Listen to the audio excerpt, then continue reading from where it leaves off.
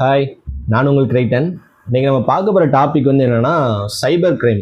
அதாவது புது வகையான ஒரு 2 ஸ்கேம் வந்து இப்போ ரீசெண்டாக அதிகமாக நடந்துக்கிட்டு இருக்கு அப்படின்னு சொல்லிட்டு நம்ம மாநில சைபர் கிரைம்லேருந்து நோட்டீஸ் பண்ணியிருக்காங்க.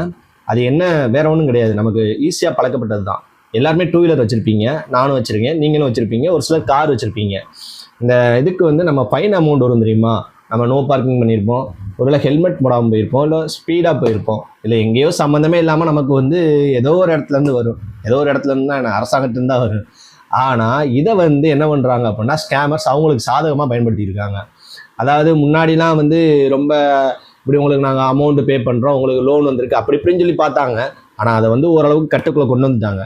அதையெல்லாம் விட்டுட்டு இப்போ புதுசாக ஒரு ஸ்கேம், நீ அப்படி போனால் நான் இப்படி வரேன் அப்படின்னு சொல்லிட்டு நமக்கு ஃபைன் போடுற மாதிரி, அரசாங்கத்துலேருந்து நமக்கு ஃபைன் போடுற மாதிரி அவங்களே ஒரு லிங்கு, வெப்சைட் எல்லாமே அவங்களே அனுப்பிப்பாங்க. அதுவும் அச்சசல் ஒரு பிசல் கூட மாறாது.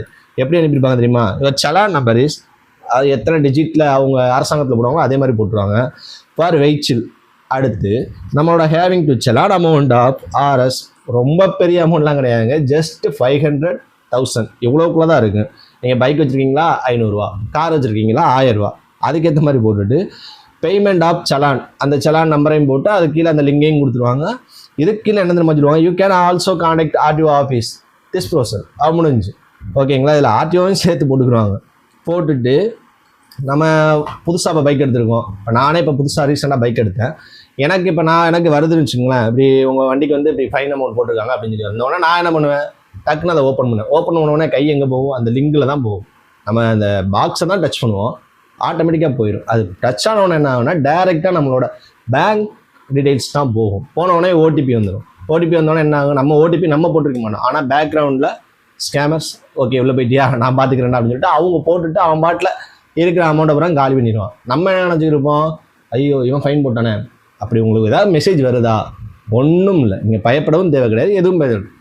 நேராக போங்க, ப்ளே ஸ்டோருக்கு போங்க, எம்பாரிவாகன்னு சொல்லிட்டு நம்ம கவர்மெண்ட் அளவுள்ள அஃபீஷியலான ஒரு வெப்சைட் இருக்குது, அந்த அப்ளிகேஷனே இருக்குது. அதுக்குள்ளே போய் உங்கள் வண்டி நம்பரை கொடுத்து நீங்கள் பார்த்தீங்கன்னா ஆட்டோமேட்டிக்காக உங்களுக்கு சலானில் வந்து ஃபைன் போட்டிருக்காங்களா இல்லைன்னு சொல்லி அதுவே காமிச்சிடும்.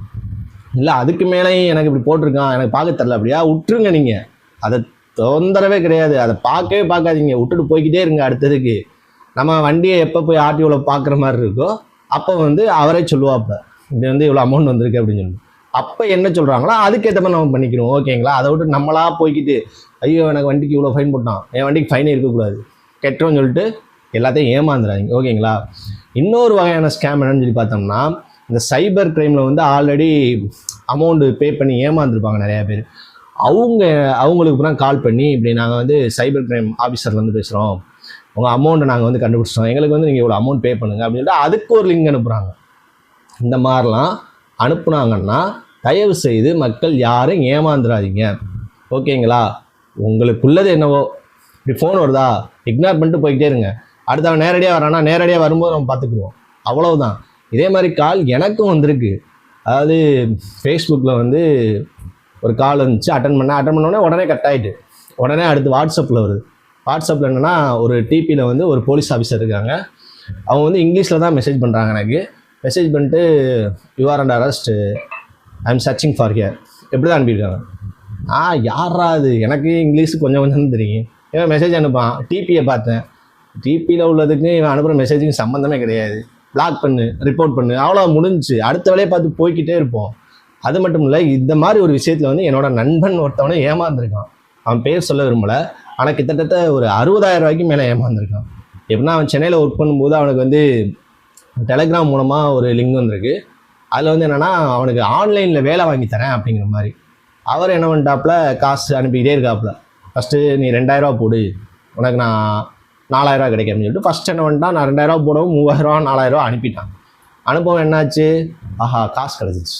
அப்போ என்ன பண்ணுவான், திரும்ப ஆசை காட்டுறான், திரும்ப ஒரு 6,000 ரூபா போடு, உனக்கு நான் 10,000 ரூபா தரேன், திரும்ப 6,000 ரூபா போட 10,000 ரூபா.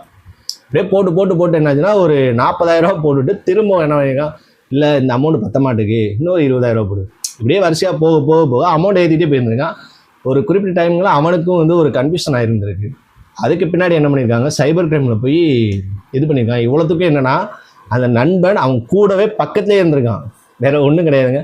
பக்கத்துலேயே அவனோட ரூம்மேட்டாகவே இருந்திருக்கான். ரூம்மேட்டாக இருந்து இந்த ஒரு விஷயத்த பண்ணியிருக்கான். அதுக்கப்புறம் ஆளை கண்டே பிடிக்க முடியல. அவன் தம்பியும் போய் சைபர் கிரைமில் கம்ப்ளைண்ட் பண்ணாங்க. கம்ப்ளைண்ட் பண்ணி ஒன்றுமே பிரயோஜனம் கிடையாது. அதனால என்ன சொன்னால், வருமுன் காப்பது சிறந்தது. அதனால உங்களால் முடியலையா, அது வருதா, இக்னோர் பண்ணிட்டு போய்கிட்டே இருங்க. ஓகேங்களா? மக்கள் பாதுகாப்பாக இருங்க. உங்களுக்கு இது பிடிச்சிருந்துச்சு அப்படின்னா லைக் பண்ணிக்கோங்க, சப்ஸ்கிரைப் பண்ணிக்கோங்க. ஓகேங்களா? சப்போர்ட் பண்ணுங்கள். உங்களுக்கு அதே மாதிரி ஏதாவது ஒரு விஷயம் தெரியணும் அப்படின்னு நினச்சிங்கன்னா எனக்கு கமெண்ட் பண்ணுங்கள். கண்டிப்பாக நான் என்னால் முடிஞ்ச அளவுக்கு நான் உங்களுக்கு எல்லாத்தையுமே சொல்கிறேன். ஓகேங்களா? நன்றி.